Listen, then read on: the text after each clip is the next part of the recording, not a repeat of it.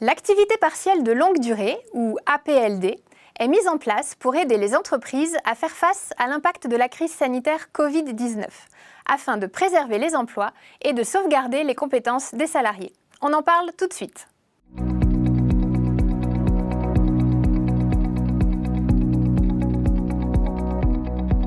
Bonjour Ludovic. Bonjour Bénédicte. Notre émission d'aujourd'hui s'adresse aux chefs d'entreprise qui emploient des salariés. Nous allons vous donner les clés pour tout connaître de ce dispositif d'activité partielle de longue durée et pour que vous sachiez comment le mettre en place.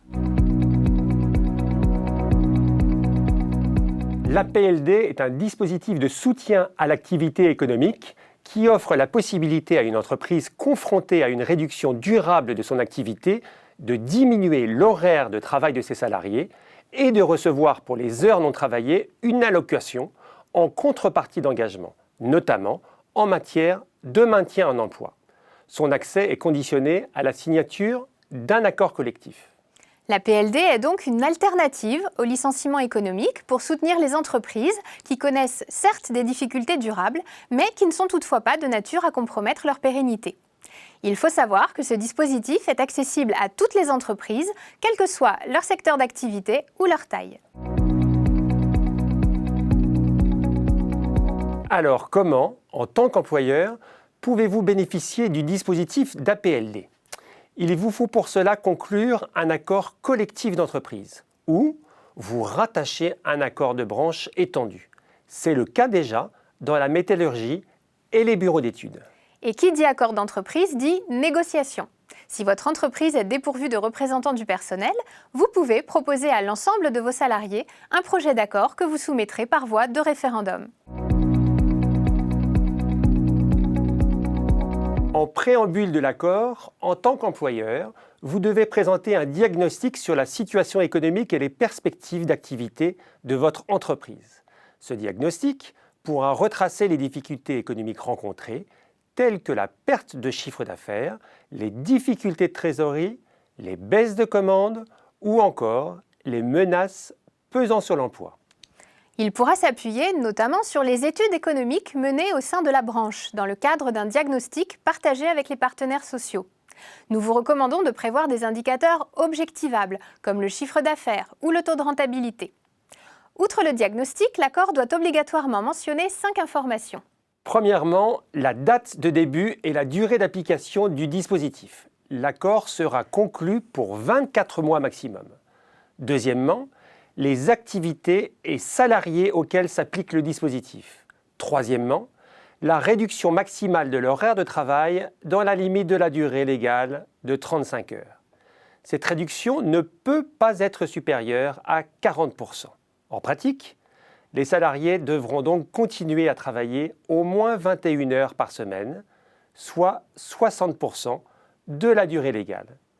Et quelles sont donc les 2 autres informations obligatoires que l'accord doit mentionner, Bénédicte ? Il s'agit des engagements en matière d'emploi et de formation professionnelle.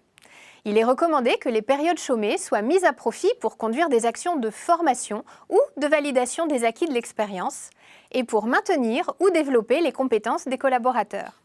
Vous pouvez à ce sujet mobiliser les OPCO ou le FNE Formation pour financer les coûts de formation engagés pour faire face aux difficultés économiques conjoncturelles ou renforcer le plan de développement des compétences.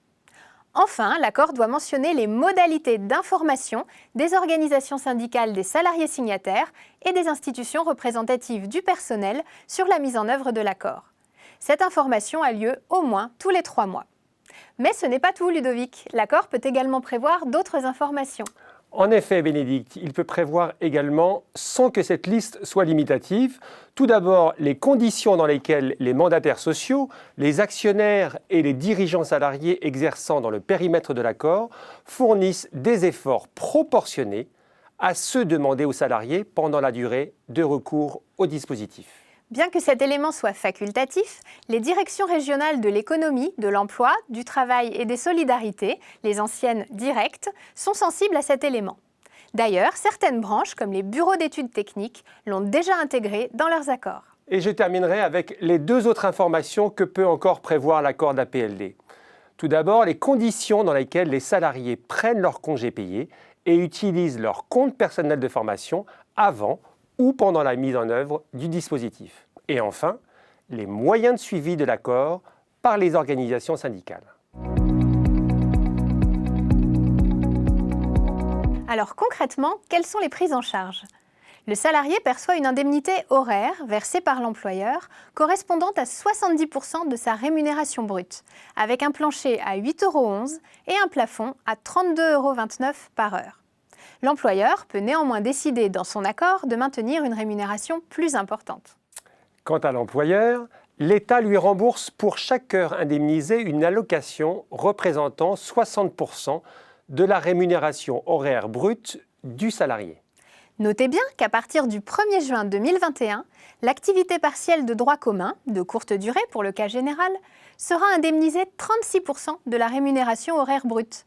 Il sera donc plus intéressant de rentrer dans le dispositif APLD qui offrira un meilleur remboursement. Pour l'APLD, l'allocation versée à l'employeur est comprise entre 7,30 € et 27,68 € par heure. Mais le minimum n'est pas applicable pour les contrats d'apprentissage et de professionnalisation. Et que se passe-t-il, Bénédicte, si l'employeur rompt pour motif économique le contrat de travail d'un salarié placé en APLD ? Dans ce cas de figure, l'employeur pourra être amené à rembourser les sommes perçues.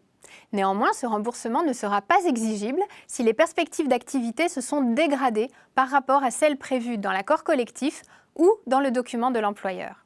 Comme vous le voyez, il convient donc de mener une réflexion en amont sur la mise en place de ce dispositif d'activité partielle de longue durée, qui s'avère plus avantageux en termes de remboursement d'allocation que l'activité partielle classique, mais qui nécessite un formalisme rigoureux. Vous savez maintenant tout sur la PLD.